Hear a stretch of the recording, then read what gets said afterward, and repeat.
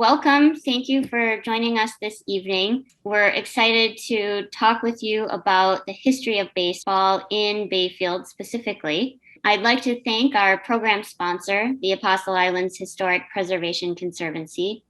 They have provided annual support since 2006 to help the Bayfield Heritage Association share the rich history and culture of the Apostle Islands and the greater Bayfield area.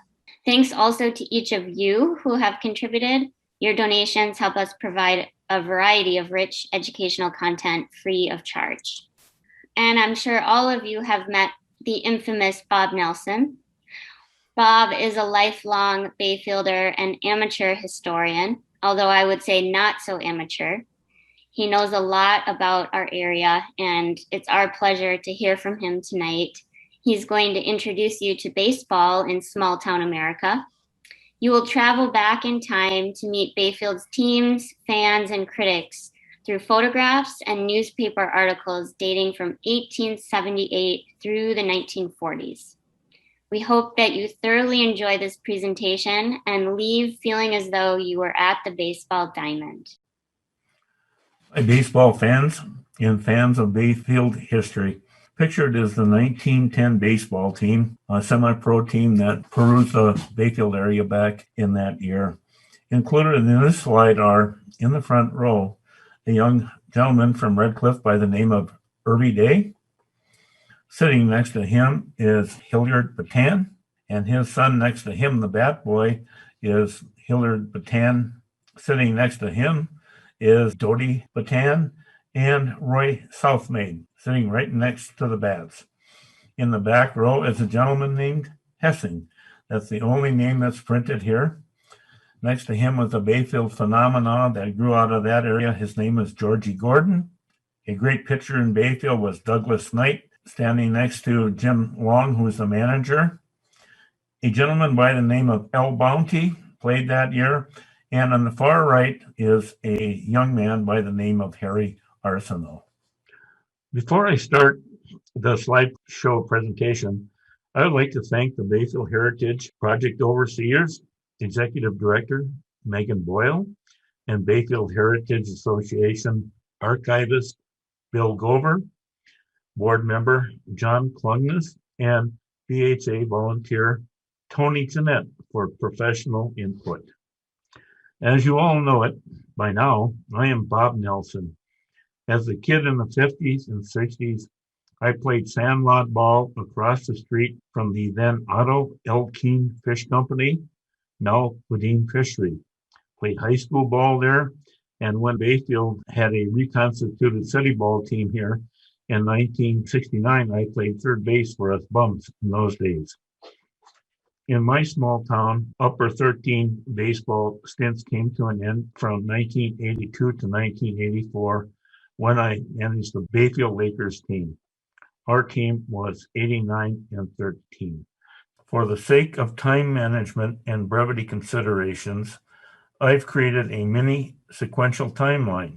While a similar game, a round ball, was being played prior in England, Abner Doubleday in 1839 is credited, although not accepted by all Bayfield baseball scholars, as a supposed inventor of the game of baseball.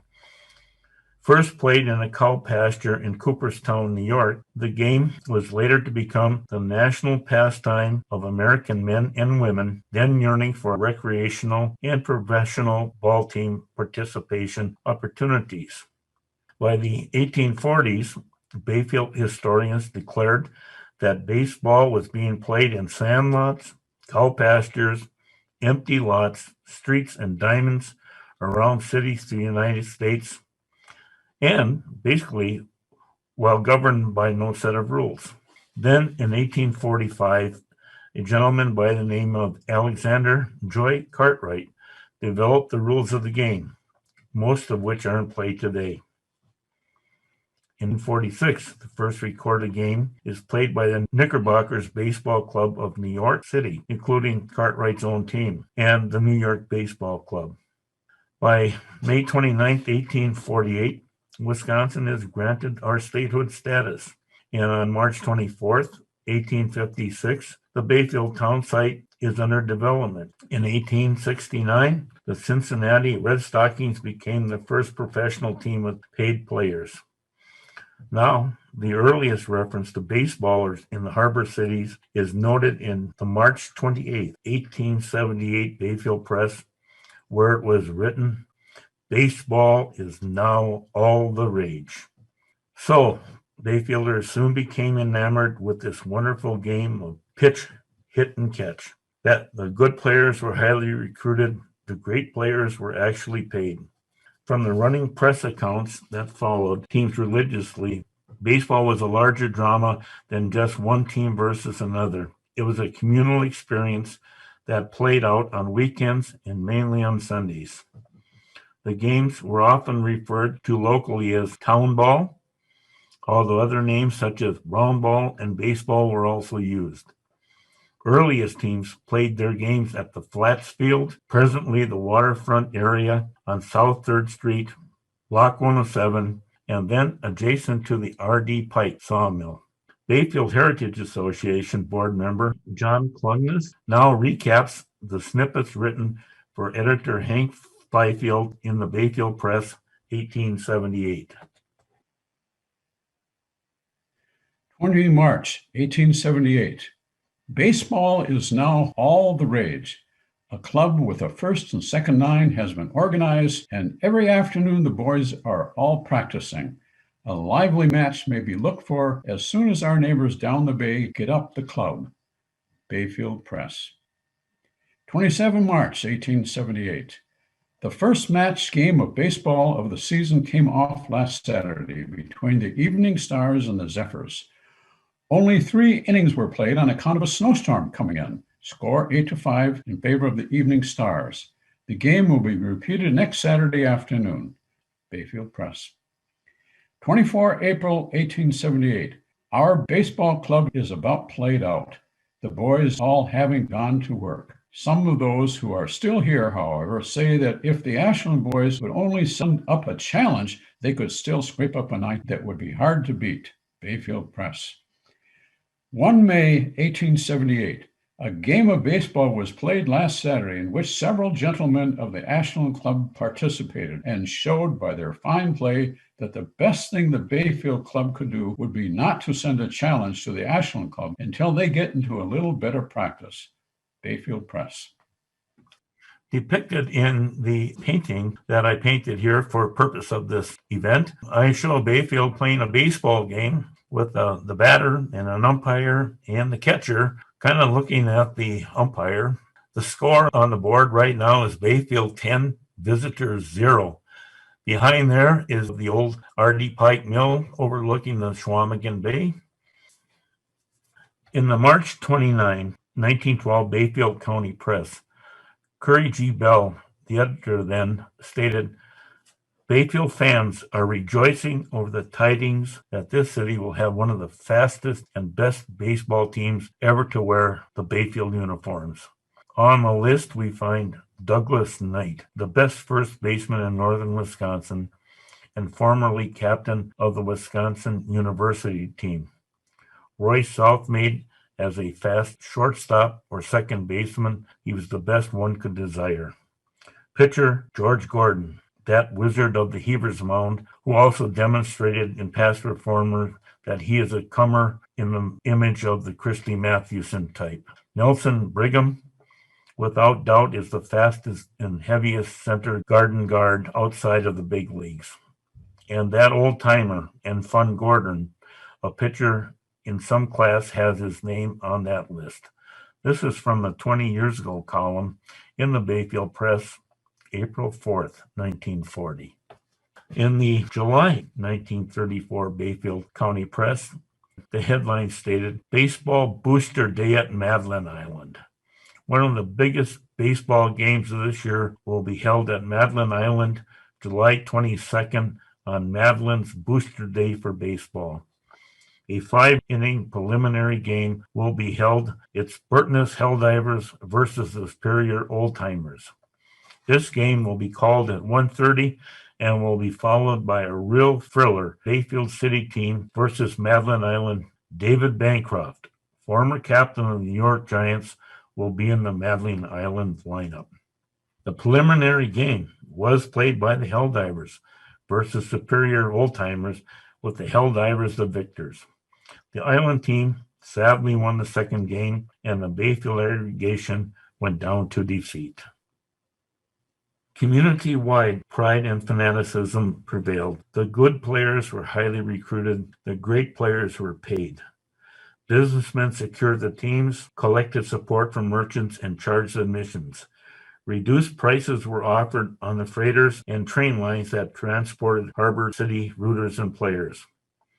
Off to the diamond, fans, wives, and children of the players packed their lunch bags, assembled on the local diamonds to root, heckle, or display favorable or unfavorable hand signals at the umpire. When traveling to play their games, teams and contingencies jumped aboard the early passenger boats, like the J.C. Keys, the Eva Wadsworth, and Madeline Islander Howard Russell's Bing 2, and the S.B. Barker. From Bayfield in 1883 and onward, trains carried the boys, fans, bats, and balls to the Ashland Junction, 2 miles west of the city of Ashland. In the May 15, 1878 Bayfield Press, business manager Morris Edwards wrote for Frank Fifield's Bayfield baseball boys beaten. The Ashland boys scooped them by a score of 26-21. Last Saturday, it is having been agreed by the baseball players of Ashland and Bayfield to have a trial game of ball. The steam yacht J.C. Keyes started for Ashland about 9 o'clock with a large number of players and spectators on board. Arriving at Ashland, the crowd distributed self-overtone to look after the wants of the inner man. Our special reporter went down to report the game, but found after he got there that he had been appointed a player in the Bayfield Nine, and this spoiled the complete synopsis of the game we intended to give. The contending Bayfield Nine was as follows. For the battery, it was Charles Herrick at catcher. George Day pitched, and O. Heffley played shortstop. Frank Stark guarded the bag at first base. L.H. Warner was the second baseman and captain. C. Huffle played third base. In the outfield were Frank Harrell, right field, F. Gordon, center field, J.M. Edwards played the left position. Percy Beezer acted very acceptably as umpire. 9 innings were played, where it was found that the Ashland boys were 5 tallies ahead, the score being 26-21. At the close of the game, the captain of the Ashland Club invited Bayfield and urged them to partake of supper at the Panoka House. The Ashland Silver Cornet Band accompanied the boys to the dock, where after a farewell speech on behalf of the Bayfield boys by Colonel John H. Knight, the Keyes moved off, followed by the beautiful strains of music from the band. The Ashland boys will be up a week from next Saturday to play our boys on their grounds. Bayfield teams played up to 20 games from May to late September with league teams, Madeline Island, and semi-pro teams. Memorial Day, July 4th, and Labor Day weekends proved huge revenue gainers and filled the coffers for ensuring the next home game would be played, as well as expenses and wages for all ace fireballers recruited for the big games against the formidable Nines. From Bayfield to Ashland Junction, for 25 cents, the team and Harbor City faithful grabbed bats, balls, pennant flags, picnic baskets, and headed to the junction aboard the Omaha Railway Company's Pullman cars pulled by the Bayfield Scoot steam engine. At the junction, there was a depot confluence for the Chicago, St. Paul, Minneapolis, and Omaha Railway, the Northern Pacific Railway, the Peerless Line, and the Minneapolis, St. Paul, and Ashland Railroad tracks. Here was the send-off point for the Bayfield teams, which included names like the Stars, the Bayfield White Stockings, the Harbor City Fishermen, and facetiously Fish Eaters, and even the Lincoln High School teams and their families to ballparks located in central and northwest Wisconsin and Minnesota. Game time, 2 o'clock, rain delays, you played anyway. Bayfield's itinerary over the 70 years up to World War II included Ashland's 3 teams. Odana had a baseball team, so did Hurley, Ironwood, and Bessemer, which all laid to the east of Ashland. To the south of Ashland, Bayfield played at Marengo, Mellon, Glidden, Park Falls, and they would lead on the Wisconsin Central on the southbound. Washburn was a team that Bayfield played many, many years, and they were just south of Bayfield, and that was a part of the Omaha line. Mason, Glidden, Cable Spooner, Southwest were founded at Omaha and Peerless lines. Iron River, Superior, Duluth to the west, rode the Northern Pacific and Minneapolis, St. Paul, and Ashland Railroad lines. And north to play Redcliffe at Royce Point. Players and fans rode Charles Dalrymple's famous Bayfield transfer for the Sunday showdowns. Later in the 20s and through the 40s, Howard Russell offered up his small ferries, the Bing and the Bing II, to Madeline Island to match up with Leland, Stanford, Russell's great teams from yesteryear, serving up goose egg innings to teams from Bayfield and the Indian Head Country. Meanwhile, the home field advantage over the years was played on the flats, then south of the village by a half mile at a place named Holston's Field, then again at the flats, then in the Big Ravine Park, then at Lakeside Park, and then at the Wilson Avenue Diamond. The Big Ravine Park sat northwest kitty corner from the Carnegie Library and was home field for the strong teams of the 1930s and served purpose into 1942 when Bayfield's massive flood swept home plate away. In this photo, ace fireballer pitcher Tommy June Thompson, shown here when he played for the Wausau Lumberjacks in 1937, dazzled the spectators and baffled the batteries. Here are local legends, Joe Derrigan, Andy Pulaski, Tots Francis Cadott, and Snowball Anthony Vanaventer would ply their skills. Thompson said local team follower and cousin Julian Nelson, he looked like a major leaguer. Pitched doubleheaders commonly, on the mound always dressed to the T, and had a fastball that paced like a darting pea coming to the plate. And eventually, Tommy June, his nickname, was drafted into Connie Mack's Philadelphia Athletics Major League team system. In the 1870s, mention to a diamond was made to the existing Julius Austrian's field. That site was located on the flats of town near the old mill site in the area South 3rd Street and then now Penny Avenue. The May 29, 1878 edition of the Bayfield Press stated, players on those early teams included Frank Herrick at catcher, George Day pitcher, Dave Cooper shortstop, Frank Stark at first, D.L. Warner at second base, William Knight played the hot corner at third base, Herrick also played right field, George Gordon Sr. roamed center field, and Edwards played left field.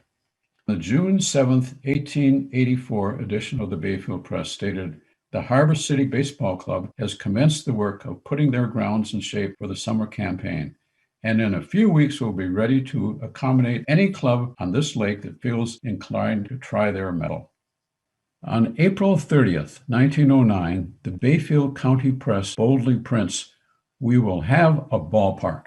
The site of the new ballpark has already been chosen and is situated just west of the Lincoln High School. This is an ideal location, and situated at that place will not interfere with either residence or business houses and affords a splendid view of the harbor and the islands. This fact was made certain at a meeting held by a number of the city's representative businessmen Wednesday evening. John Keel was elected temporary president, Glassfield Labonte was chosen treasurer, and Louis Shapiro was chosen temporary secretary. They too have charge of the new organization until perfected. The plan is to create a stock company, place the shares on the market, and start out on a sound financial basis. Work on the grounds has already been started, the surveying and general layout being superintended by Earl Brigham. Teams were put at work earlier this week plowing and scraping the turf, and it was expected that the ballpark, with good weather, would be completed in a short period of time.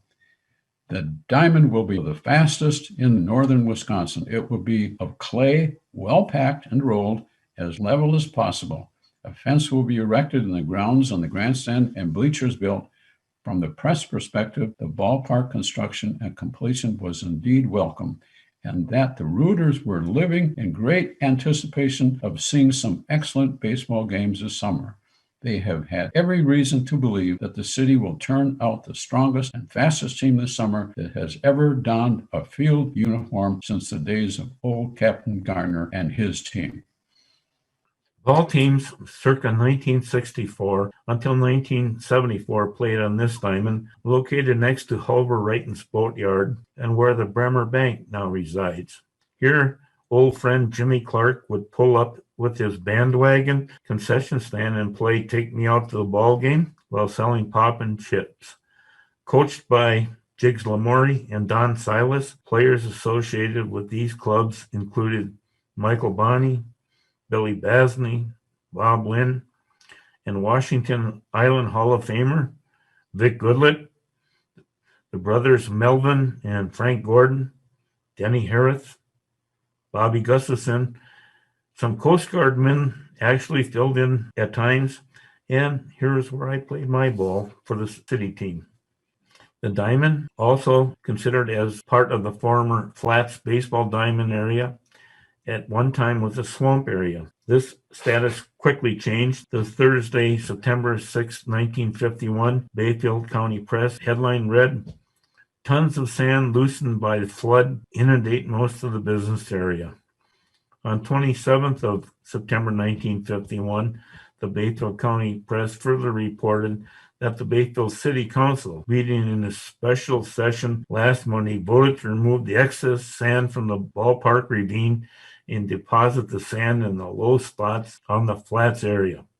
Hey, this sand became the mess we then called an infield, and to which I played until graduation 1968 and on the city team to about 1974.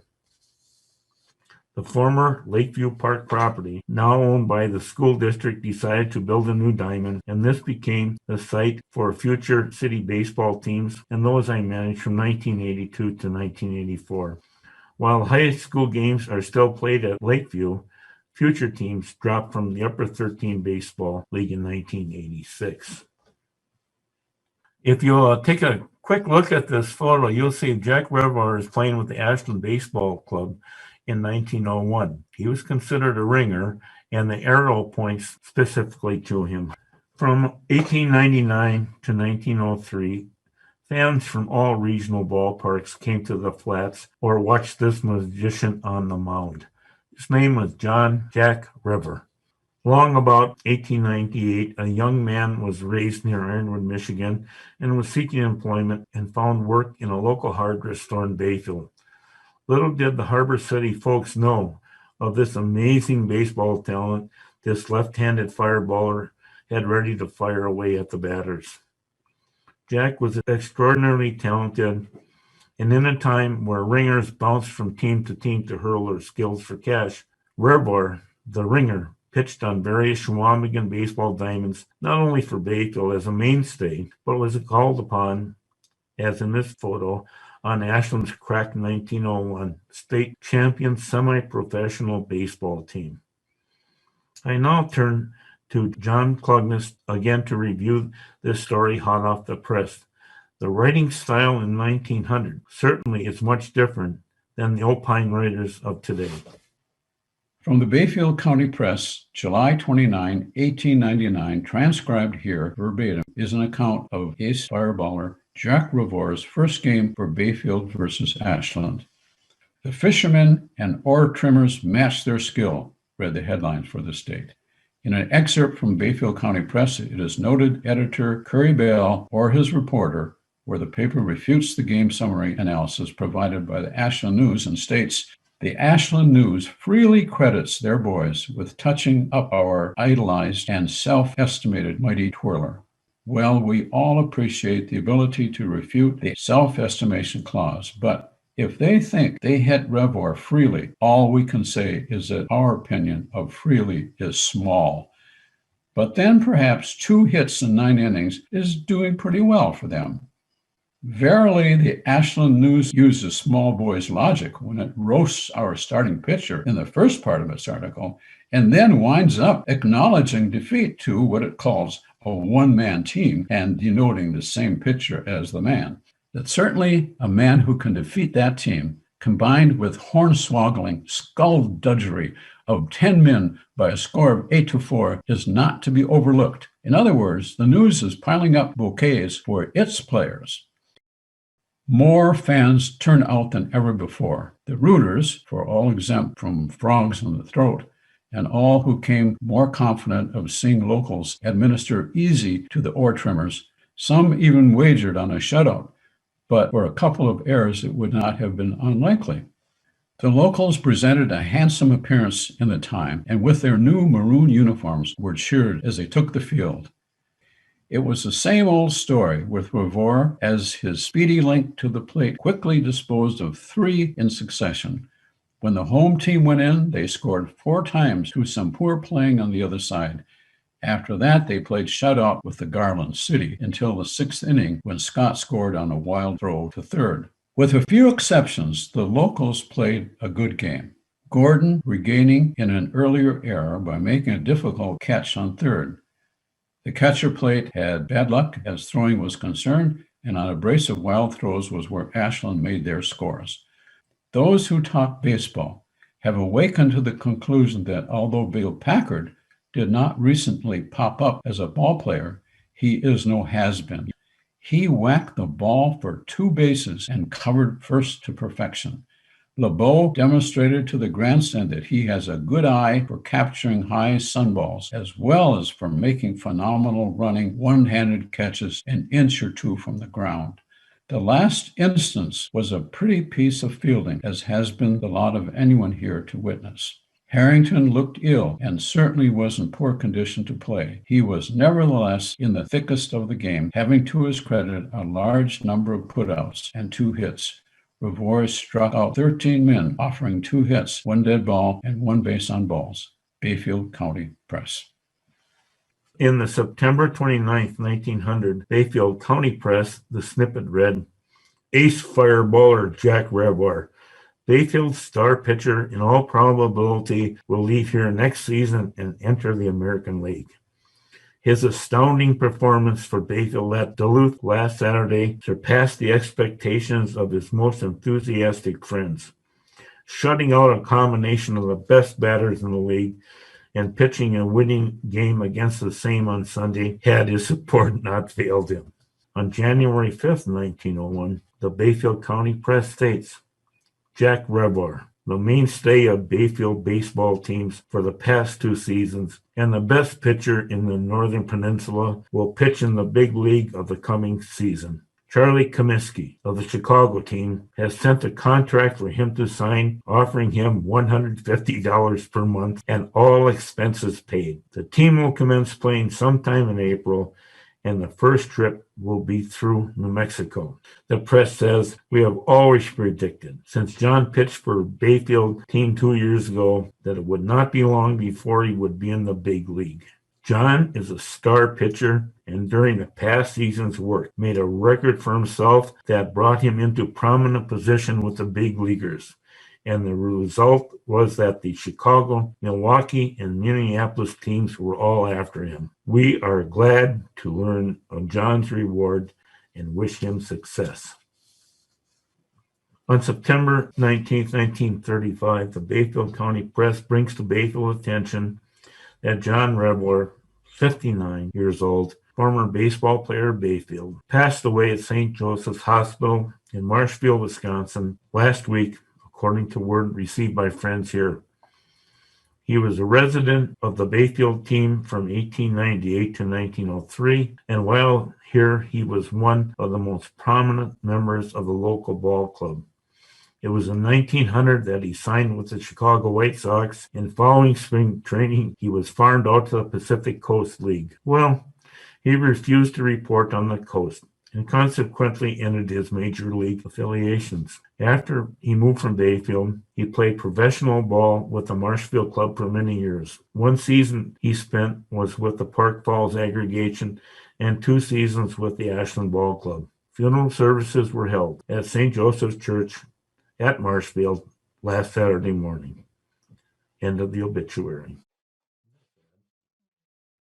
The photo is shown here of the 1907 baseball team. This photo presents the uniform look of the teams in those days. The team members were a guy by the name of, in the back row, Rosenhoff. There was a person by the name of Leonard Bailey. Bert Bracken, owner of the Hotel Bayfield, is shown in the center. Alongside him is Jim Cimarron, and beside him is James E. Long, who's the manager, and a fabulous ball player from Redcliffe by the name of Anton Gordon. Up front is Alan Batan, who pitched for them. George Coleman played second base. Roy Southmaid was at third. Francis Batan is shown here along with Nelson Brigham, and again, our bat boy, Hillard Batan. Here is the 1909 team. Top row, left to right, is left fielder Nels Brigham. Next to him is Oscar Hessing, who was a substitute ball player. Ed Miller stands next in the center. He played second base. George Gordon, standing next to him, was the ace fireballer on that team. A relative of his, Anton Gordon, played first base. And on the far right, playing right field, was Alan Batan. In the middle row, on the left, Roy Southmaid, who played third base. Ed Weiss, their umpire, is shown next to him. Next to him is James Long, the manager. The scorer, H. McNeil, is on the right of James Long. Frank Batan, the center fielder, is shown next to him. And Harry Arsenault, the shortstop, is shown in the front row left. Leo Batan is next to him. And there's our friend Hillard Batan with his dog Scraps, the mascot, and the catcher of that wonderful ball club, Ray Anderson. As you'll note on the bottom, I'm pretty sure this is from one of the Arsenal girls saying, "This is my dad." Here's a recap of that 1909 season. Bayfield played 16 games. They won 13. They lost 3. The top player that year was Frank Batan, who was at bat 56 times. He had 27 hits and hit .482. Frank is the son of Frank Batan Sr. I'd like to spend a little time here and give some credit where credit is due. Big credit to the Bayfield Heritage Association, the museum, and archives. All my notes are taken from the 1871 to 1881 Bayfield Press, the 1882 to 1935 Bayfield County Press, and the 1907 to 1927 Bayfield Progress. I especially want to single out a new friend of mine, Nina Revoir, whose great-granddaughter is that of John Revoir. She sent me the only photo known of her great-grandfather. I want to thank the Douglas Knight family for the photo that was at the beginning of the show, and the extended family of Andy and Fern Pulaski, the wonderful family of George Gordon, and the family of Irby Day. I cheated a little bit and took a little bit from Ken Burns' baseball timeline, and so I want to note that. I conclude this first episode here, and I want to thank all who are in attendance, my support team, and I hope you all enjoyed Ace Fireballers. Well, thank you again, Bob. This was really fun to watch. It's fun to watch the newspaper articles and the photos come to life. You know, we have shelves of these archival materials downstairs, and it makes it so much more interesting, and that you can transport yourself back to those games. I love the photo with the fans in the stand holding up the signs. What was your inspiration, Bob, for putting this together? Basically, I was driven by the fact that I got inspired In the first years when I became a member of the Bayfield Heritage Association, just knocking around in the basement down there and looking at the old newspapers, and I started to read some of them. And then they start in that 1870 period in time, 1872. And then in 1878, I came upon that article and I thought, this is pretty interesting. I never knew they had baseball way back then. And as I perused through the years after that, I started to say, you better take some notes here and just put it into a little booklet form so you don't forget what you're talking about, Bob. And then after that, I thought, maybe I could put together a slideshow to share some of this history, which is one of the driving forces at Bayfield Heritage Association. So that's what inspired me to do it. I love the game, and I know other people love it. And I know a lot of people really like to look back in time and see the way life was in days that we just do not even begin to fathom anymore. So my inspiration was just love of the game and sharing the history. Well, that's great. And we will have this program recorded and published on our YouTube channel and website. So feel free to share with your friends and family. Bob, I got a question for you. Who we got? Neil. Oh, hi, Neil. Yeah. Did you find any record about when the high school started playing baseball? Yeah, I'm going to talk a little bit about that the next time. They had a team in 1903. That was the first year that they came together, and there'll be a slide in round 2 here, which will kind of bring you to that attention. And that's where Doug Knight got his start as a young ball player on that club. So, and that's a fun photo that you'll see in the next round.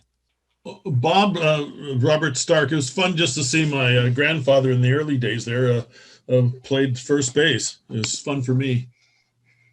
Yeah, actually, if he could really look at all my notes, you'd see that he played quite a bit, and we just kind of singled out a few games there. But I kind of figured that maybe some of the Stark family might have a notion to want to see it, so I made sure that Frank appeared in one of the snapshots there. So evidently, he was a real good ball player too. Nice to hear. Nice to know. Thank you. Yeah. Bob, this is Silk. I have a quick question for you. That was fantastic. I'm so glad I popped into it. It was really fun. Where did the name come from? Ace Fireballers. I stole that from the Bayfield Press. Back in, there's an article there that says Ace Fireballer Jack Reservoir or something like that is on the mound today for the Bayfield team. So Okay. that's it. It came right from one of the writers for the Bayfield County Press, and that's where I stole that name from that person. But I don't know who. It never tells you who the person was. It just said, Curry Bell, publisher there. So I don't think Curry wrote it, but that's where Ace Fireballer came from. So it wasn't the name of the Ashland team or anything like that. It was just a word that the writer used. Yeah, it was. And it was really to single out Jack Reservoir. That little section I showed on Jack, really is tied into Jack Reservoir, who was Bayfield's ace fireballer. And that meant the pitcher on the mound. Okay, great. That's wonderful. Thank you. Say, Bob, this is John Boyle. I assume most of the baseball players, and I'm sorry if I missed this during your talk, but were most of the players, I assume, also had jobs? Yeah, all the guys were townies. And for special occasions, they brought in other players. You'll see many times like the Ashland players come over to Bayfield to play when they play like a superior team or something like that. They bring in the ringers.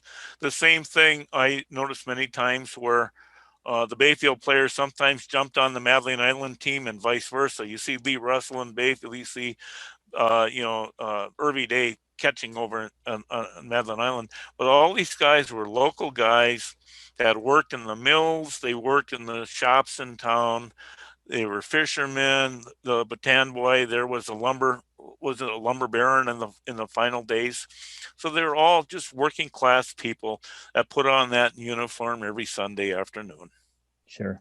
It reminds me a lot of, I'm a soccer fan, and over in England, they had soccer clubs that were affiliated with different towns, and oftentimes the players came from a mill or a factory where they worked together during the day and then played sports together in the evenings. And it seems like kind of a fun way to organize sports.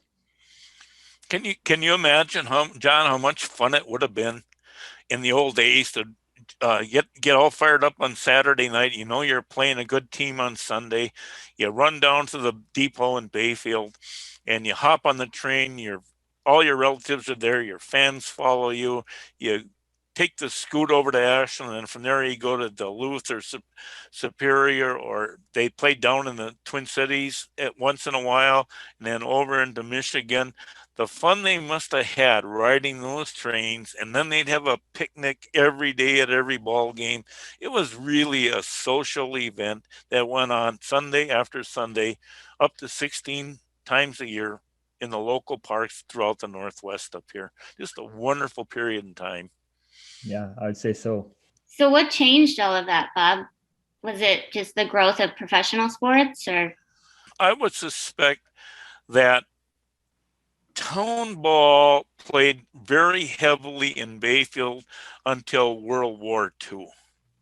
They played every Sunday. Andy Pulaski was one of the promoters of that game. He was the manager. He was a star player. He played with Wilbur McCready and Tommy Thompson and Joe Derrigan and a whole pile of great crack ball players. And they had that enthusiasm for the game. They loved to play on Sundays. They didn't have much else to do during Sunday, so that was the game. But after that, the cars came around, and social events became quite different.